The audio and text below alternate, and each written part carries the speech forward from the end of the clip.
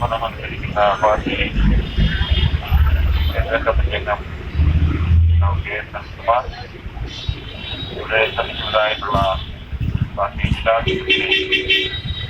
സത്യപാലൻ, വൈരവർ കൃഷ്ണകുമാർ, ചന്ദ്രബാബു, സാഹ, ദേവമാർ, ഈ പ്രതികാത്മകമായ സമരത്തിൽ പങ്കെടുത്തിട്ടുള്ള സമരസഹാക്കളെ കേരളത്തിന്റെ പൊതുസമൂഹം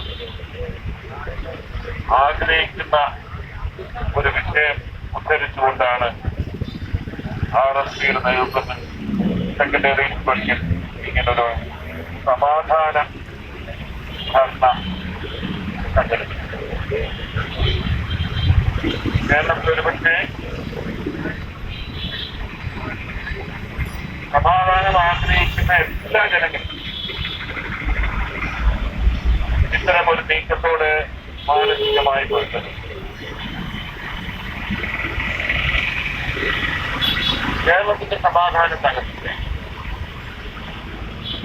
സ്വൈര്യ ജീവിതം അസാധ്യമാക്കാൻ കേന്ദ്രം ഭരിക്കുന്ന കക്ഷിയും കേരളം ഭരിക്കുന്നു. അവരെ ഏൽപ്പിച്ചിരിക്കുന്ന ജനമേൽപ്പിച്ചിരിക്കുന്ന ഉത്തരവാദിത്വം ഭരിക്കുക എന്നുള്ളതാണ്.